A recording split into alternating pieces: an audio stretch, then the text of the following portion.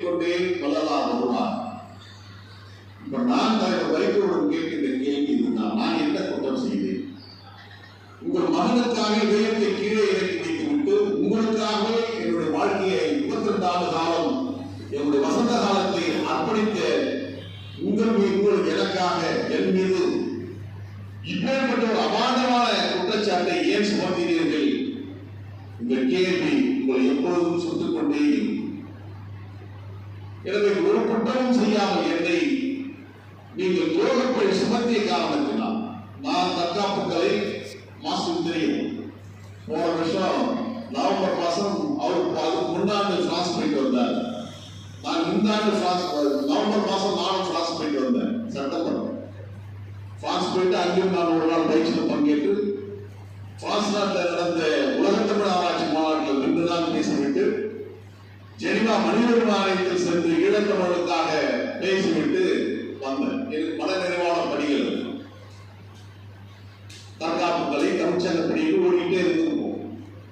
ஆனால் எப்பொழுது தலைவர் வைகோவர்கள் ஒரு கடுமையான மறைமுகமான திட்டத்தை வைத்துக் கொண்டு என் மீது துரோகி என்ற பட்டத்தை சுமத்தினாலோ அப்பொழுதே முடிவெடுத்தேன், இந்த அரசியலிருந்து விலகக்கூடாது, இவர்கள் முகத்திரையை கிழித்திட வேண்டும் என்று உறுதியாக தளபதிக்க வேண்டும் என்று நான் விரும்பிய போது என் மனம் முன்னால் வந்து நின்றவர் நிறைவு வாழ்கின்ற தியாக வேங்கை 19 மாதம் குடாசனை வாடிய அண்ணன் கணேசமூர்த்தி அவர்கள் தான் என் இதயத்தில். அவரை ஆபத்து சூழ்ந்து கொண்டே வந்தது. அவர் மீது ஒரு நெருக்கத்தை, ஒரு அழுத்தத்தை, அவர் மீது ஒரு நெருக்கடியை உருவாக்கி கொண்டே வந்தார். அவர் அந்த துக்கமான முடிவை எடுப்பதற்கு 2 நாட்கள் முன்பாக கூட என் மீது பேசினார். தமிழ்நாடு முழுவதும் இருக்கின்ற தோழர்கள் பற்றி பேசிக்கொண்டே வந்தார். என்னிடம் சொன்ன செய்தி, இந்த அரசியல் இருந்து இவ்வளவு அவமானங்களும் இவ்வளவு அலட்சியங்களும், நான் திமுகவில் தான் நான் மந்திரியாக இருப்பேன், ஆனால் இவரை நம்பி அவையெல்லாம் துறந்து விட்டு ஒரு நீதி கேட்க வேண்டும் என்று வந்த என் மீது ஒரு கடுமையான நெருக்கடியை கொடுக்கிறார். என் குடும்பத்துக்குள்ளேயே அரசியலை கொண்டு வந்து புகுத்தி விட்டார்.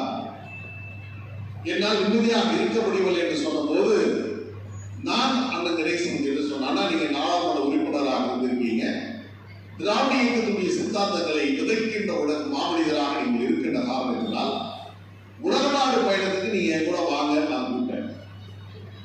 அப்போ சிறப்பாக செய்வோம் அப்படின்னா உலக நாடு போயிட்டு வரோம் வாங்க அப்படின்னு. ஏன்னா வெளிநாடுக்கு போன அந்த மனக்காயங்களுக்கு ஒரு ஆறுதல் கிடைக்கும். பல நாடுகளில் வாழ்கின்ற தமிழர்களுக்கு தமிழ்நாட்டிலிருந்து வந்திருக்கும் தெரியாதா, உறவுகள் யாரும் தெரியாது. ஏன்னா நீண்ட நாள் ஆனதால அந்த இடை, அந்த லெகசி, அந்த பாரம்பரியம் துண்டிக்கப்பட்டுச்சு. அப்ப நம்ம போய் இருக்கும் போது நம்மள அவங்க வந்து உறவுகளா பாவிக்கிறாங்க, நம்ம அன்பா நேசிக்கிறாங்க. நீங்க வந்தீங்கன்னா உங்களை நேசிப்பாங்க. ஏன்னா அவர் கடைசியா பாராளுமன்றத்தில் பேசுகின்ற போது முதல் துவக்க உரையில இந்தியா தமிழ்நாடு தாய்நாடு, இந்தியா என்பது தற்கால இடைக்கால ஏற்பாடு அப்படின்னு பேசினார். அது உலகம் முழுவதும் பிரதிபலித்தார். அதுவும் செய்யலாம், நம்ம போவோம் சொல்லுங்க அப்படின்னா நான் அதுக்கான திட்டமா ஏற்படுத்தேன். ஆனா அடுத்த அவர் தொடர்ச்சியா என்ன சொன்ன ஒரு செய்தி, நான் ஒரு இயக்கத்தை உருவாக்க போகிறேன். அது வந்து அரசியல் இயக்கம் அல்ல, மாறாக ஒரு சமூக தீர்த்தத்தை இயக்கமாக அது இருக்கும். பெரியாருடைய லட்சியங்களை தாங்கியதாக பகுத்தறிவை போதிக்கின்ற ஒரு இயக்கமாக நான் அதை உருவாக்க போகின்றேன். நீங்கள் எல்லாம் என் கூட இருக்கணும்னு சொன்ன போது இதை விட என்ன நான் பெரிய வேலை இருக்கும், கண்டிப்பா நம்ம செய்வோம்னு சொல்லி சொன்னேன். அதற்கான காரணங்களையும் அவர் சொன்னார். நான் வந்த இயக்கம் அதிலிருந்து வழி நீண்ட தூரம் போய்விட்டார்.